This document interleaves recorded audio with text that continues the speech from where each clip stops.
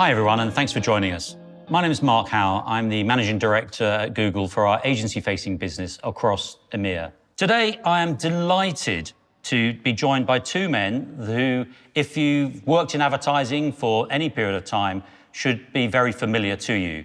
Peter Field and Les Binet. Les is Head of Effectiveness at adam&eveDDB and has been closely involved with the IPA Effectiveness Awards for a number of years, having won more awards than any other author. Peter has been an independent consultant for more than 20 years after leaving the agency world as a strategic planner. His most recent work, The Effectiveness Code, was published virtually at this year's Cannes Festival with great aplomb. Both are often referred to as the godfathers of effectiveness. So in that light, it's my job today to get a better understanding, perhaps, of why, in their view, advertisers need to focus more on brand building rather than pure activation, why advertisers are failing to do so, and how these same advertisers should reach consumers in this digital multimedia age. So, a very warm welcome, and thank you for joining us today. Why is brand building so important? So what we have throughout all of that work done is looked at empirical evidence. So what we say is not an opinion, it's what we learn from the data. And what we know is that if you want to drive long-term success, you really need a powerful brand behind you. We learnt that first in Marketing the Year of Accountability. But then when we looked at long and short effects in the long and the short of it, which we published 10 years ago now, I think. 2013. We realised that what had been a very stable situation for decades of a mix between brand and activation of about 60-40 was beginning to change. And that actually the effectiveness was hard-rooted in that balance. We looked at how that critical balance between what we do to build the brand for long-term effectiveness and what we do to drive short-term sales off the back of that enthusiasm for the brand, how that balance has played out over time. But it is critical that it's a balance. A lot of people have said, well, we're all about brand. We're not all about brand. We're about a balance. Yes. What we've done over the years, over the last 20 years, is basically tried to get some empirical readings on how advertising and marketing works. And there's an awful lot of waffle, a lot of talk, a lot of opinion. We're looking for evidence. And I think the core of what we found fascinating and surprising is in that first chart that we produced in Marketing in the Year of Accountability in 2007, which showed that emotion is really the most powerful force for driving long-term sales growth and profit.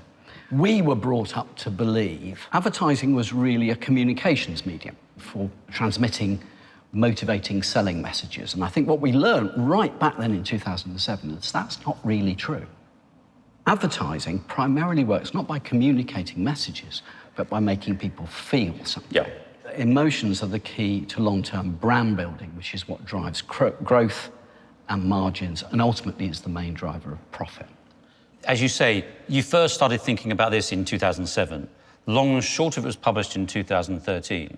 How has your thinking evolved over that 7-year period, or even over that 10-year period? Well, pretty much everything that we've done since the long and the short of it was published has been really about understanding how the rules are evolving. And in order to understand that properly, you've got to understand how the rules play out in different media and different contexts for different brands in different categories and so on. So the two main books that we published on that look at the changing media environment, which is Media in Focus, and how the rules vary in different contexts, which is Effectiveness in Context, and also the report that we published on B2B. The fundamentals haven't changed. I think that's the critical thing. I mean, a lot of people say, and this has been a very worrying and growing trend in the last 10 years, really, since, I guess, the advent of big data in many ways. People have said brands have no real value in the modern world. Now, we've fundamentally challenged that. I mean, it is really, really important to the profitability as well as growth ability of businesses that there is a powerful brand. You've got to constantly recruit people to a brand. It's not good enough just to keep going back to the same customers or indeed a limited pool of prospects. You've got to look wide. You've got to go for the fruit, if you like, at the top of the tree, not just the low-hanging fruit. So we live in a world which is all about quick and easy wins, low-hanging fruit, and it's just not good enough if you want to build long-distance brands, some of the great brands, they were not founded on small thinking and niche targeting and low-hanging fruit. They were founded on big visions and big ambitions. And when you want to do that, you really have to reach broad. You've got to get your brand out there as big and as famous and as broad as we can. What is the role, therefore, of emotionally rich media, like video, in brand advertising? The process of building a brand, which is ultimately about preparing someone to buy your product at some point in the future, takes a very long time. When somebody buys a car, that process of making the decision starts maybe 10 or 20 years before they actually come to buy it. Even the process of selecting a chocolate bar, as I did earlier on, that decision has been brewing in my mind ever since I was at school. In order to really build strong brands, you've got to start preparing consumers long before they even start thinking about the product or the purchase. That means engaging them when they're not interested in what you have to say, when they're not thinking about the product, when they have no need to be satisfied. So you can only do that by engaging with them with things which are intrinsically interesting at a human level and that will be remembered for a very long time. So emotion is the most powerful selling tool we have. And therefore, emotional media are much more powerful for building brands and generating profit. How has the availability of online video alongside television, how does that mix play out now? The fundamental dynamics of emotion haven't changed at all because they're built into our biology. But we've just now got new ways of getting it to people. Yeah. There is a kind of double-edged sword here, isn't there? Because one of the big changes that we've seen in the last 15, 20 years, of course, is targeting ability. Yeah. Whilst it's seductive, everyone would like to be able to target their message or their ads very precisely. It is, when it comes to brand building, I think dramatically overrated because actually we want to be broad.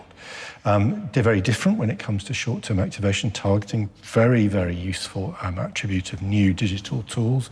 But when it comes to brand building, it is much less useful. It's not to say it is irrelevant, but it is less useful. But the trouble is that we've educated a generation of marketers now into thinking that laser pinpoint targeting is really smart. Yeah. And of course, that really only applies to the 40, not the 60. But it's when people become obsessed with laser targeting, they start to walk away from breadth of targeting that we see the double-sided, the double edge on this. And we have to, we do bang on about this, and for which our humble apologies. But it is really important that people understand that these are two different worlds, the short and the long, and they call upon different qualities of different media. In many ways, online marketing and online media has done itself a disservice by focusing on targeting more than reach. A couple of very interesting studies that are out there. One was a study by Nielsen about the relative contributions of reach versus targeting in effectiveness. And they concluded, with a survey of about 500 econometric models, that targeting only adds about 10% to the effectiveness of a campaign on average. A very similar result came from some work by D2D, where they looked at over 200 econometric models from a wide range of categories, and they concluded that targeting of a campaign adds only about 10% to effectiveness. So the same numbers, two very different methods. Reach and scale are the main drivers of effectiveness. In the old days, if you wanted to get video to people, you got them in the evening during primetime TV. Now you can get video to people anywhere. If we had access to our phones, we could be watching video right now. Yeah. You can get video to people in the shower, on the bus, whatever. You can get video to everyone from little kids all the way up to sort of, my 90-year-old dad in his flat. Actually, I think this is the rhetoric that you should be pushing, really, it's about reach. It's about incremental reach. I mean, is that the conversation that you're now having, that the old adage of mass reach comes from traditional media has changed as audiences have gone online and behavioural patterns are different? We know that on average, for young audiences, only 40% of the screen time on a television set is against traditional media channels. The remainder is against online channels. So therefore, you have to broaden your media mix to maximise Yes. your reach. And I totally agree with the maximisation of reach drives the storytelling of brand building. But is that getting across to advertisers in terms of how they maximise reach? And that is, of course, a big question, because it's all very well us talking here about the theory and the empirical evidence for this, but there is an enormous school of thinking out there, particularly, I would say, in the US, that has come to the conclusion that somehow targeting reach is no longer a critical issue, because it is all about serving that sales message at the last moment to a consumer whose data tells us that they are about to buy. And they believe that that is a real substitute. So we have to unpick that mislearning first. And there are some really very senior marketers in some really very big branded goods manufacturers who fundamentally believe that they are not selling brands, they're selling products. And this is an incredibly dangerous development. So I think the battle is enormous long way from being won. Reach is still the name of the game. Reach and scale are still the name of the game. All the evidence tells you that. And does reach build trust? Because I think if you listen to, Keith Weed, ex of Unilever, would always say that a brand without trust is just a product. Yes. And a product can be replaced. Is trust a core part of brand building in the eyes of the consumers? I think implicitly. I think there is too much said about trying to explicitly communicate. Trust is something you earn rather than you kind of project. But we know from decades of research that people tend to trust and have more confidence in the brands that they perceive are popular in their world. And familiarity. And familiarity. In fact, actually, psychologists tell us we are most interested in the new and the unfamiliar, and we distrust it. We are most likely to trust the things that are boring and familiar. So being ubiquitous is the key to trust. As Peter said, there is this now a division, I think, between the companies that are smart and that get the importance of brand building and the importance of scale and the importance of reach and all those other things, and the other ones who, frankly, don't understand marketing properly and who think it's all about selling products through tightly targeted messaging. Ultimately, the brand builders will win because the other lot will go out of business or become commoditized. And if you look at smart marketers, they are doing exactly what we preach. Sure. I'm contractually bound to mention John Lewis of course you are. in any discussion. Of course you are. John Lewis, especially at Christmas. John Lewis is a brilliant example of, if you like, cutting-edge marketing. It's very ironic that a company that's like 100 and something years old is the exemplar of cutting-edge marketing. But what they do is they use TV and online video, and for their Christmas ads, that's basically it. Supported by paid search. That's basically it. Those three. But, just building on something Les has said there, I don't want you to think when we use words like smart, we're not saying that particularly startups that go down this pure activation digital route are being done, because we know that is a very good way to get to a critical scale where you've got a business that you can then take somewhere. And without the ability to control your spend, target your message, and be super efficient, a lot of those businesses would never get to the point where they have the luxury of thinking about brand. So let's be clear about that. We're not completely dissing that, but it has its time and its place. And there comes a point when brands reach in their development, when they reach an inflection point, and when they really need to engage with brand building. And our concern is that we live in a world where that understanding of that inflection point, where you need to start leaning to brand building, is not there anymore. So where is that inflection point? Because obviously, as you know, within Google and within YouTube, we have a mass of small, medium enterprise businesses that are a core bedrock of our business and a bedrock of much of our economies, actually, across Western Europe. What point does a startup or a small, medium enterprise business, what is that inflection point? How do you advise because John Lewis is one brand that can afford to do that. And absolutely. It's compared to another brand who might have started in your garage. It's a really difficult thing to generalise. But what I would say, the first time when I think a business should seriously start thinking about it is when they can no longer kid themselves that they're the new kid on the block. Their technology is being copied. Perhaps their unique panache or sense of self as a brand is no longer quite as exciting and buzzy as it once was.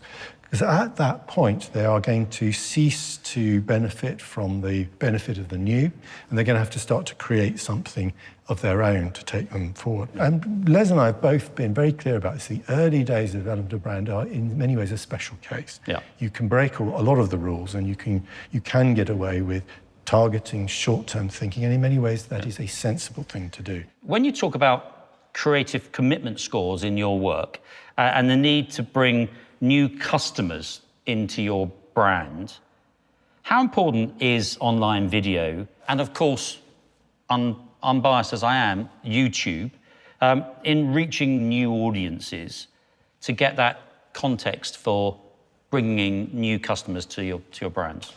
Well, one of the interesting things about the Cannes study, which I should point out, James Herman did most of the heavy lifting on, I'm a bit of a passenger on this, was that the two media channels that relentlessly over-indexed on effectiveness at all stages in the creative ladder were online video and TV. And again, it comes back to something Les was saying earlier about the unique power of video as a means of expression of creative ideas. It gives it extra power.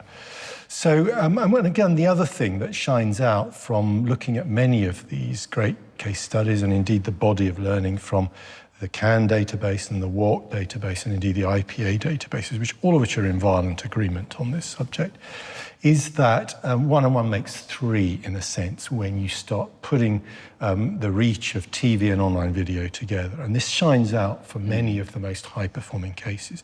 They don't choose one, they don't choose the other, they choose both, and they choose many. And creative commitment is a conflation of three different really important effectiveness drivers, which is, again, one of the great findings of this study. That is to say budget, which we all knew anyway.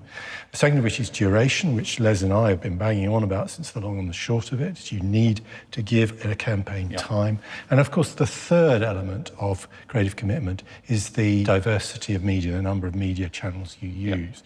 Essentially, the more the merrier. So, yes, it is very important to play the reach game using the palette of tools that you have, particularly video tools that you have at your disposal, that will give you the broadest reach for the amount of budget that you have at your disposal. I think that's vitally important, and the ability to finesse that grows with the years.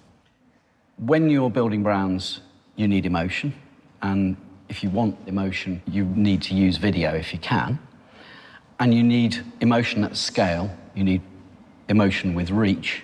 And that tends to point in the direction of, as Peter says, TV plus online video. TV gives you very broad reach, particularly amongst older audiences, but if you want to reach the younger audiences as well, you probably need to complement that with online video. One and one makes three.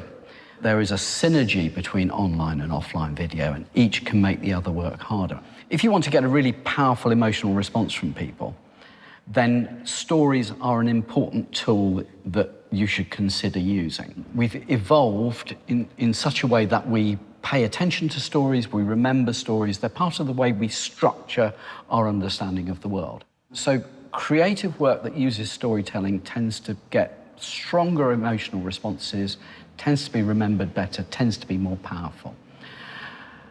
However, once you've told a story, you can then, if you like, have permission to evoke it and remind people of it. Once I've told you the story of Little Red Riding Hood, and you've remembered that story, and that's embedded in you, then you only need a couple of little cues, you know, a red cloak, a wolf in bed or whatever, to evoke the whole of the story. Repetition doesn't spoil the prayer. Yeah, so long-form video for storytelling can then be followed by short-form reminders. We forget, really, that great brand building, great advertising is show business. It's about creating an unmissable sense of momentum and show around a brand.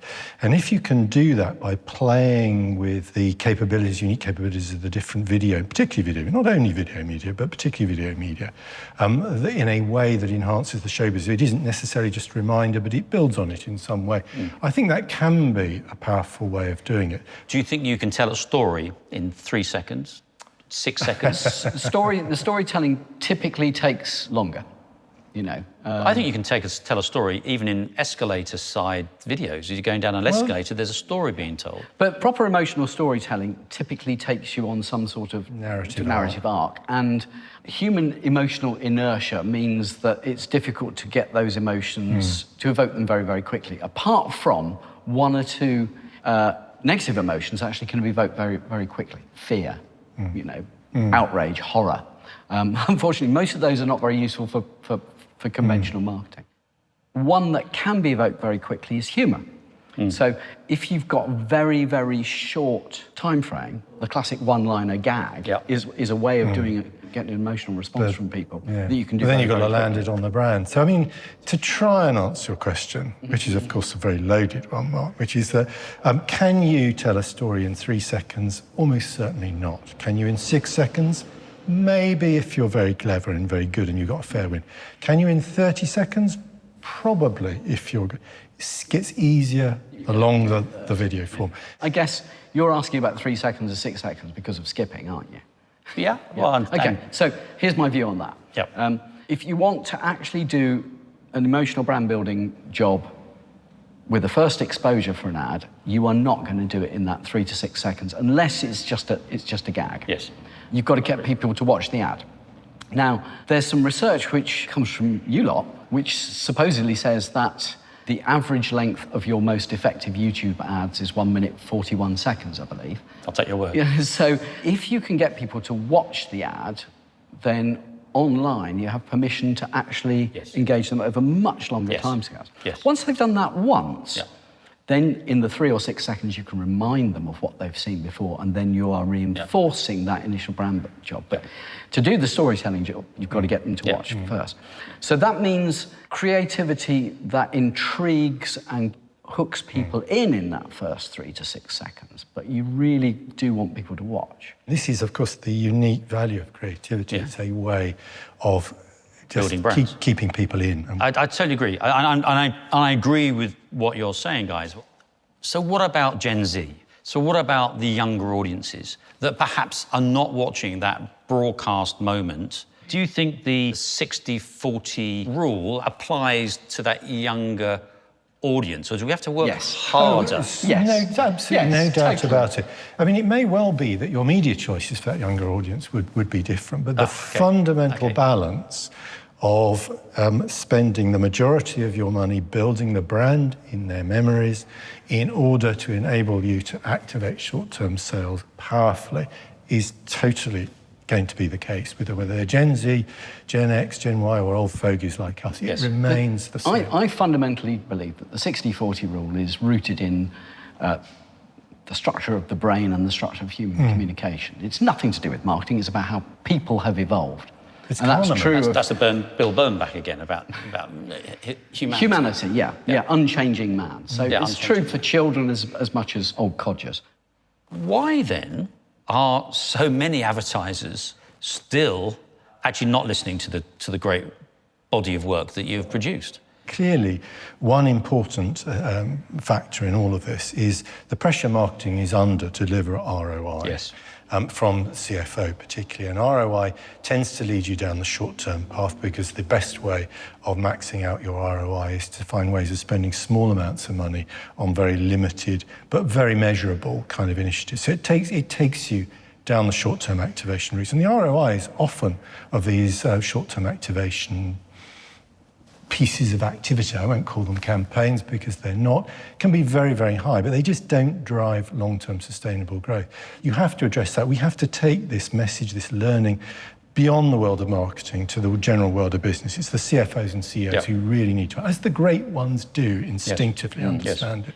The CFO of Procter & Gamble, read what he's just said about investing in his brands in recession. This is a man who gets it. Now, we need more of those out there. So we've got to take this message up the business food chain, because otherwise there's no point in trying to convince. Many marketers get this, some don't, many do, but in a sense, it's their arms are up their back. We've had an explosion over the last 10 or 20 years of new ways of measuring marketing effectiveness, which is great, but unfortunately then it's nearly all about measuring short-term effects. And to a large extent in business, what you measure is what you do. So the more we measure short-term effects, the more short-term we become. So let me ask you an even more direct question, and a more personal question for my business. I mean, given the scale, the diversity, and the breadth of reach of a platform and a channel like YouTube, what do you put down to some of the reasons why advertisers aren't looking to build brands using YouTube as much as we think they should? In the world of online video, you really need people to want to watch that ad from beginning to end. In the world of TV, sure, they can leave the room, but, by and large, they don't. So by and large, they may lose focus slightly, but they will probably see your ad, even if it's only mediocre. So you can get away with much more mediocre creative in the world of TV. I think in the world of online video, the entry level for creativity, if you really want to build brands in online video, is much higher. Yes. So, the stakes are higher. In the old days, they needed to build, just the one 30-second ad or the 160 and 30 and a cut down of 20. They now realise they've got to build 100 or 500 ads, different pieces of creativity with newsroom speed, so as to be able to adjust. It's a big expense, and it takes your eye off the quality ball and blah-de-blah-de-blah. You're saying, why aren't advertisers comfortable with using channels like YouTube for brand building? I think they are, actually.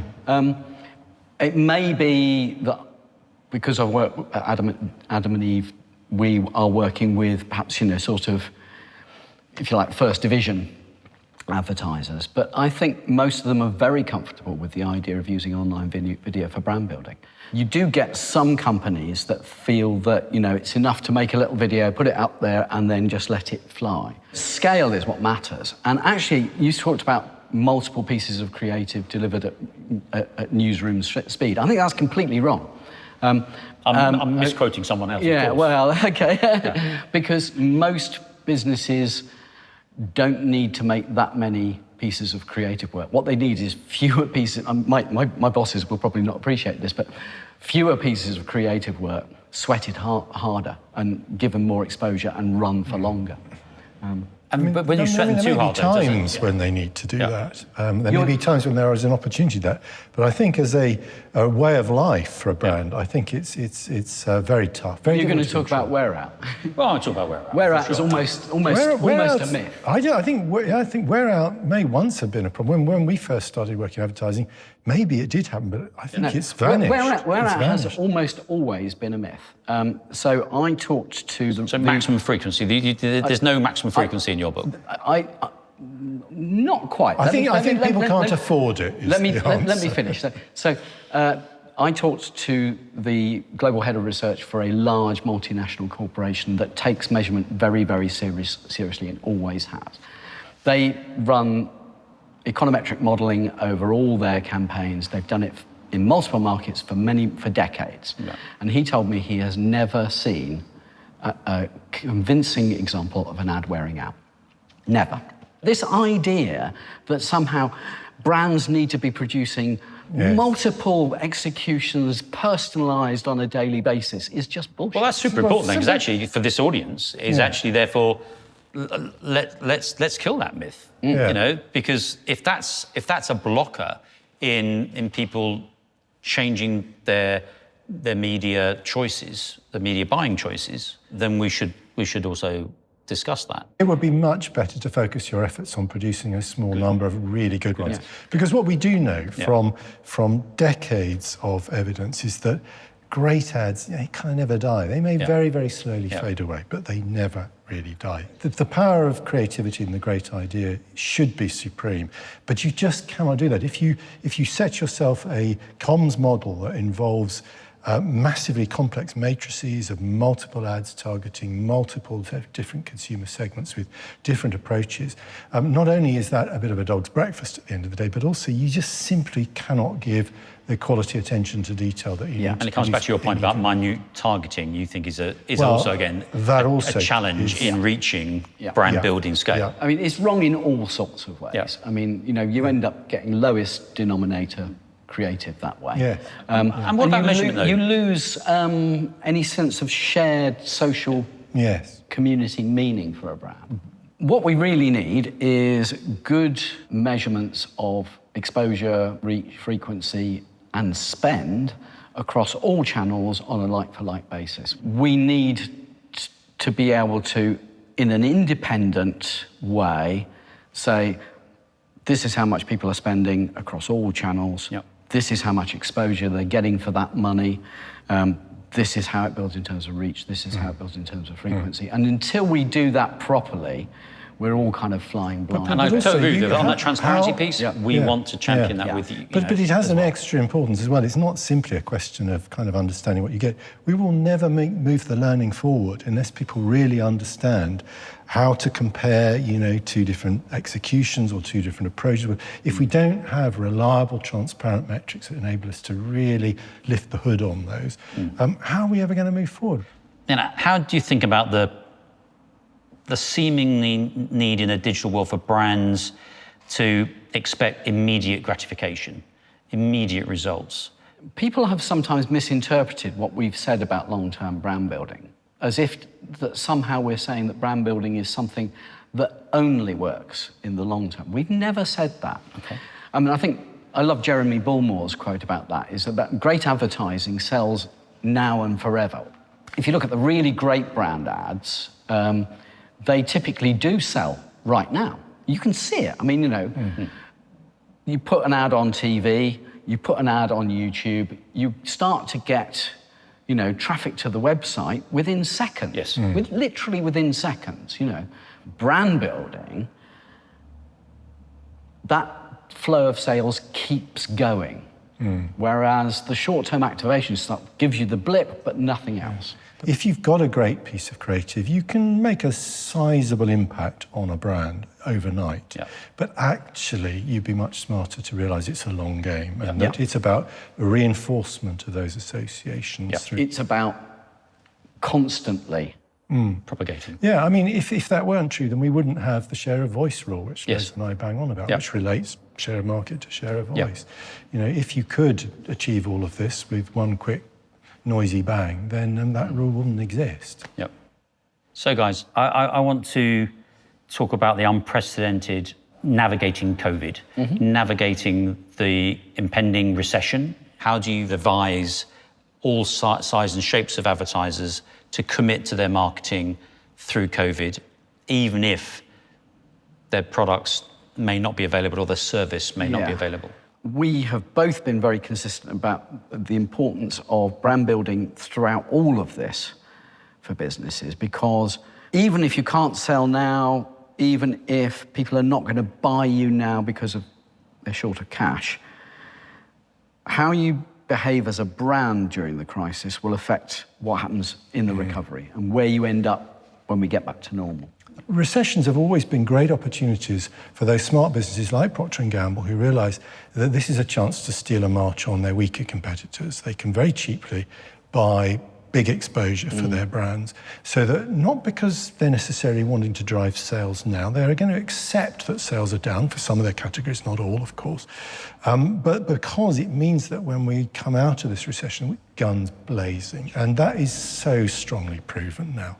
There's a lot of evidence to say that's the way But you to play. would accept, though, a slight blend of more greater activation to stay in business. Not for a moment saying that you walk away. The 60-40 rule still applies, and it may well be, depending, as Les has said, on the precise nature of your category. If you, for instance, you are Zoom, you're a subscription business, you would be crazy not to make hay while the sun shines. And I would always advise a business in that situation, yes, dial up the activation, get those, as it were, bums on seats. But on the other hand, there are businesses where playing the short-term game is pretty dumb because there isn't that much business out there to be had, and you might as well play the long-term. So there are, of course, variations, and I think you've got to use your own nous and intuition. But fundamentally, you still need to do both, brand and activation, in some kind of balance that is right for the context of your business and what's going on. There are some brands right now that are cutting spend where it is obviously madness to do so. And examples would be brands in categories where demand is still healthy, like, most packaged goods or home entertainment. Demand is healthier than ever. Yeah.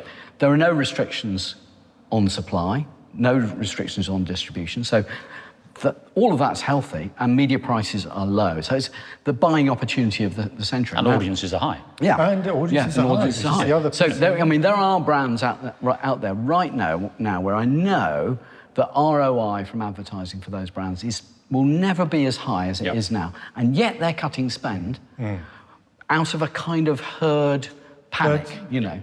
And that is because they're idiots. Well, So, changing tack slightly, what are the biggest challenges that you see marketeers are going to face in the years to come?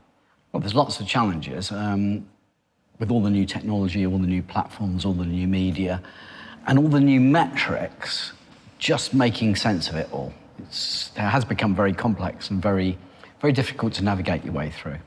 I think it's important for marketers to understand that the fundamentals don't change, even though all the different ways that it's expressed may. for me, I think the biggest challenge is just learning, which we really need to do, learning how to use the new tools to build brands. I think it's been a ridiculous waste of the potential of new digital tools that they have become by default activation tools. That is the critical challenge I think they really need to rise to, because whatever those future tools are, it's learning how to use them to build brands. That's the challenge. Perhaps that's one of the reasons why our stuff's got a bit of traction, is when we talk about things like brand versus activation, the 60-40 rule, the share of voice rule, they're big picture rules. They're not about the micro details of using this particular channel at this particular moment. They're about how you make sure that your marketing as a whole is cohesive. Keeping the big picture and the long game in mind is one of the biggest challenges. And then a couple of quick fire questions. What are you hooked on TV at home at this moment in time during the lockdown period? We've been watching a lot of comedy. We watch movies and stuff, but actually we found that the thing that most helped us to get through lockdown is comedy. Comedy for Les? It's actually those old reruns, you know, box set kind of reruns, as it were, from the past. They're very comforting. So this idea that the way to come through a crisis is to be concerned with the now and the immediate, I don't think it's true. We find great comfort in the past and the reruns. What is the last thing you watched on that there YouTube? YouTube. Well, again, it's not very helpful, probably not the right answer, but when you're moving home, you're making a lot of kit and you're unpacking stuff, and it's a lot of those how-to videos, Some of the most popular, extensively popular videos that exist on that channel. Many of them, and I make great use of them, particularly now when I'm trying to assemble a strimmer, for instance. Absolutely. Try doing that without a YouTube video. Without a YouTube video. There was a time when my daughter and I used to sit and have breakfast together in the morning, and we'd typically watch YouTube, but we'd watch YouTube on the TV. Sure, it's the fastest growing bit of the platform. And to be honest, it was just like watching TV. You're sitting back, you're using it pretty much like a TV channel. Yeah. It's a much more acceptable environment for advertising. We'll have sound and motion. Yeah, you definitely watch it in a slightly different way when you're, as opposed to watching it on the mobile or a laptop. Well, I had this little epiphany when Alice and I were watching, YouTube one morning. Wengie and Max, that was our obsession at that point. We sat and watched an ad it was basically a 3-minute infomercial for nuclear energy. We sat and watched 3 minutes of stuff about nuclear energy. Thank you. Because I think when you're watching YouTube on the TV, you're much less likely to skip. You watch it in that lean back, passive, low involvement, classic TV viewing thing. You don't want to fiddle it. The main thing you're focusing on is your toast and your tea and chatting to each other and then kind of gazing slack-jawed at what's on the screen. And the comfort of your environment. Yeah. Anyone who says that people will not watch long-form video on YouTube should have sat and watched us watching 3 minutes. About nuclear energy. So did you click the buy button? Did you buy a nuclear reactor? Yeah, we bought some uranium. Right. Right there and then. So, guys, as we move towards the conclusion of our session today, I wonder in sort of a one succinct one line, if you could sum up the benefits of your years of experience in brand building and effectiveness in a multimedia world. Okay, my one line. Nothing sells like emotion, and nothing generates emotion like video. And my one line would be, take care of the long, because the short will leave you short. Oh, I like that. Thank you. Fantastic. Guys, I just want to say a fascinating session. I want to thank you both so much for joining us today. I've thoroughly enjoyed it. I've learnt. I hope all of you folks have done so as well. Thanks once again, Peter and Les. Thanks for inviting us.